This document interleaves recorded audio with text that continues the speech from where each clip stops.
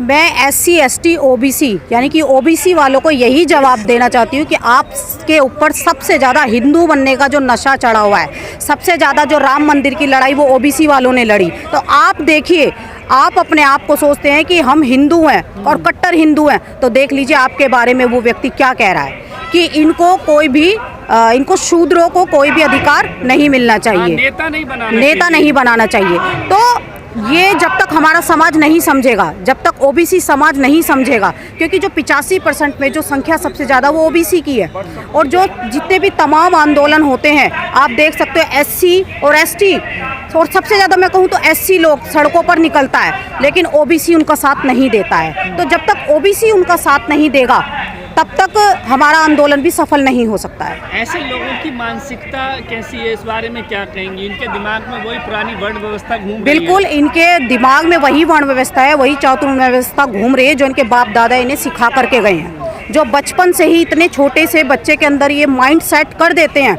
आप 8वीं 7वीं 6ठी क्लास के बच्चों को अगर देखोगे सवर्णों के, तो उनकी सोच मतलब इतने से बच्चों का माइंडसेट वो ऐसे कर देते हैं कि जब तक वो बड़े होते हैं वो पक जाते हैं, और जातिवाद उनके माइंड में कूट कूट कर भर जाता है, और वो फिर बड़े होते तो फिर वो डेफिनेटली छुआछूत और भेदभाव करते ही हैं। तो विवेक बिंद्रा को भारत के संविधान की जानकारी नहीं है, वो किस दौर में जी रहे हैं उन्हें ये पता नहीं है। मुझे तो ऐसी लगता है, बिल्कुल ऐसी लगता है। वैसे तो मोटिवेशनल, लेकिन जिसकी सोच ही सही नहीं है, जो इंसानियत और मानवता की बात नहीं करता, जो समानता की बात नहीं करता, जो बराबरी की बात नहीं करता, तो वो कहाँ से पढ़ा लिखा है? क्योंकि किताबी ज्ञान लेने से कोई शिक्षित नहीं हो जाता है, सामाजिक ज्ञान की जानकारी भी हमको रखनी होगी, है ना। ऐसे तो बहुत सारे लोग डिग्री ले लेके घूम रहे हैं, जो IAS PCS भी बहुत सारे आपने देखे होंगे SC ST OBC के बने हुए हैं, लेकिन क्या वो समाज में निकल कर आ रहे हैं? क्या मिशन टू पे बैक सोसाइटी के लिए काम कर रहे हैं? वो नहीं कर रहे, है ना। तो किताबी ज्ञान लेने से कोई शिक्षित नहीं हो जाता, मुझे ऐसा लगता है।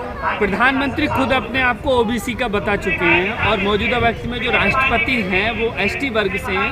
तो क्या ये जो अपमानित करने की जो भाषा, जो गाली दे रहे हैं विवेक बिंद्रा, वो PM को, राष्ट्रपति को भी ये बोल रहे हैं ऐसा? मुझे तो ऐसे लगता है कि लगनी चाहिए उनको भी गाली, अगर वो होंगे तो, क्योंकि वो कहते हैं, झूठा प्रचार करते हैं। मुझे नहीं लगता कि वो हों, क्योंकि अगर वो होंगे तो वो व्यक्ति बोलता ही नहीं है ऐसी बातें।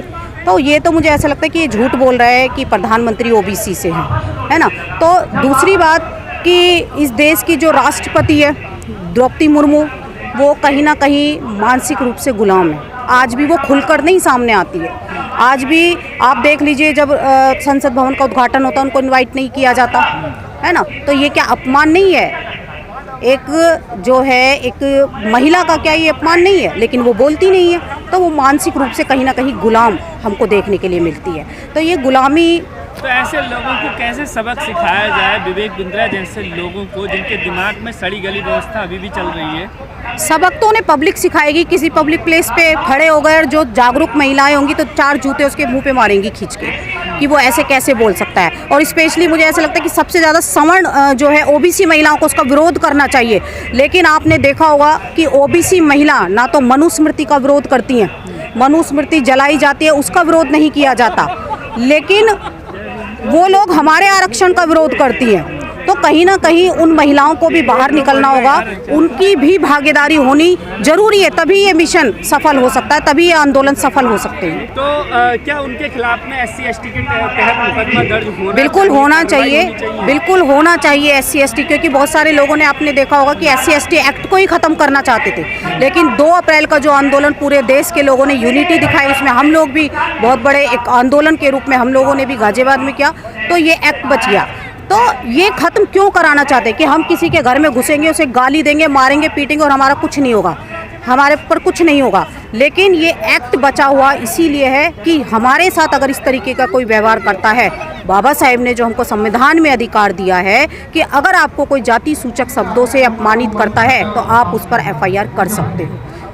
विवेक बिंद्रा बहुजन विरोधी के साथ में नारी विरोधी भी नजर आ रहे हैं। उनकी वाइफ ने उनके ऊपर FIR कर दी है, मारपीट की गई है उनके साथ में। बिल्कुल घरेलू हिंसा का एक्ट उस पर लगाना चाहिए, क्योंकि हम एक व्यक्ति को एक आप देखते होंगे कि जैसे टीवी पे हम लोग देखते हैं, हम दूर से देखते कि ये बहुत अच्छा है, ये है वो, लेकिन हम रियलिटी में उसके बारे किसी के बारे में नहीं जानते। रियलिटी कौन जानता है? जो व्यक्ति उसके साथ रहता है कि वो किस तरीके का है। और उसकी पत्नी ने जो FIR की है, उसको मार पीट, उसके बहुत सारी चोटें भी आई हैं, कान का पर्दा फट गया। हाँ, तो देखो वो व्यक्ति कैसा होगा, क्योंकि दूसरों के सामने आप अच्छे बनते हो, लेकिन रियलिटी में आप कैसे हो कि एक महिला का सम्मान तक नहीं कर रहे।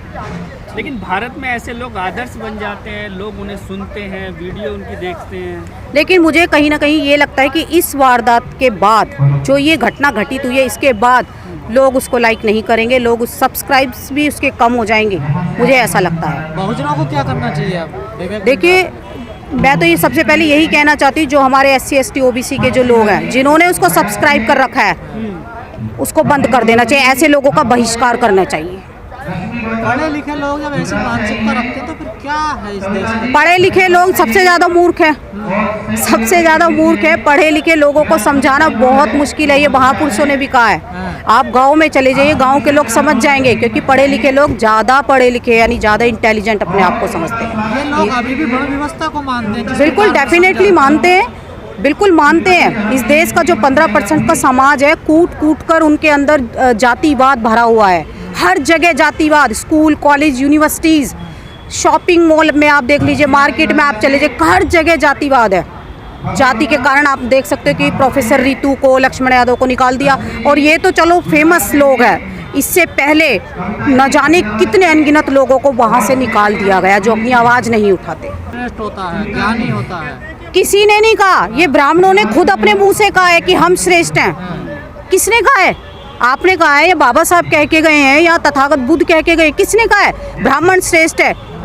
जाति से कोई श्रेष्ठ नहीं होता है, जाति से कोई श्रेष्ठ नहीं होता है। देश में तो जाति श्रेष्ठ वही बनता है जो अपने त्याग, बलिदान, संघर्ष और जो इस देश के लिए कुछ करके जाता है ना। तो ब्राह्मण अपने आप को भले ही मानते रहे हम श्रेष्ठ हैं, लेकिन मुझे नहीं लगता कि वो श्रेष्ठ हैं। इन चीज़ों पर रोक कैसे लगेगी? देखिए, इन चीज़ों पे रोक ऐसे ही लग सकती है कि हमारा जो बहुजन समाज है ना, वो सबसे ज़्यादा गुलाम है, वो सबसे ज़्यादा कर्मकांड करता है। घरों में पूजा करानी हो तो ब्राह्मण को लेके आते हैं, शादी करवानी हो तो ब्राह्मण को लेके आते हैं, नामकरण कराना हो तो ब्राह्मण को लेके आते हैं, गृह प्रवेश कराना तो सर पे तो हमने ही बिठा रखा है उसे, हम कब अपने सर पे से उसको नीचे उतारेंगे?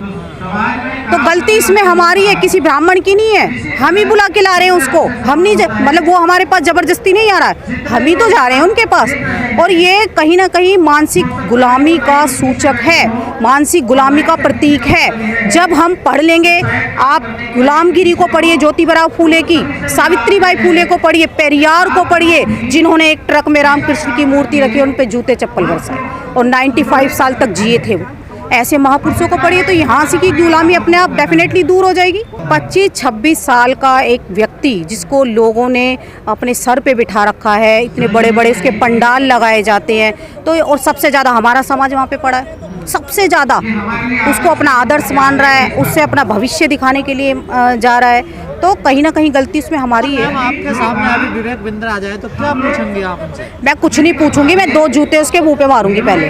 विवेक बिंद्रा? हाँ, पूछूंगी बाद में। इतनी हिंसक हो जाएंगे आप? हाँ, आप तो संविधान को मानने वाले हाँ, तो संविधान को मानते हैं तो कोई व्यक्ति किसी का जाति सूचक शब्दों से किस तरह से अपमान कर सकता है? हमारा बहुजन समाज संविधान के दायरे में रहकर काम करता है। कितने भी आंदोलन आप देख लीजिए, सभी लोगों ने संविधान के दायरे में काम किया। संविधान का उल्लंघन वो लोग कर रहे हैं, संविधान को लागू वो लोग नहीं कर रहे, मनुस्मृति को बढ़ावा वो लोग दे रहे हैं। और वो तो एक व्यवस्था को समझा रहे थे ना अपने इंटरव्यू के माध्यम से, टीवी पर बैठ कर अपनी उस व्यवस्था को बता रहे थे। अच्छा, व्यवस्था में ये भी बताया था कि OBC को जो है लीडर नहीं बनना चाहिए, ये भी बोला जा रहा है। बड़ व्यवस्था में तो यही है ना सब कुछ। देखिए, शूद्र सेवा करे। देखिए, वर्ण व्यवस्था में तो बहुत सारी बातें लिखी हुई है, तो बहुत सारी बातें हमको सोच समझ के भी तो बोलनी चाहिए ना। पब्लिक प्लेस पे अगर आप बोल रहे हो तो बहुत सारी चीज़ें सोच के हमको बोलनी पड़ेगी ना।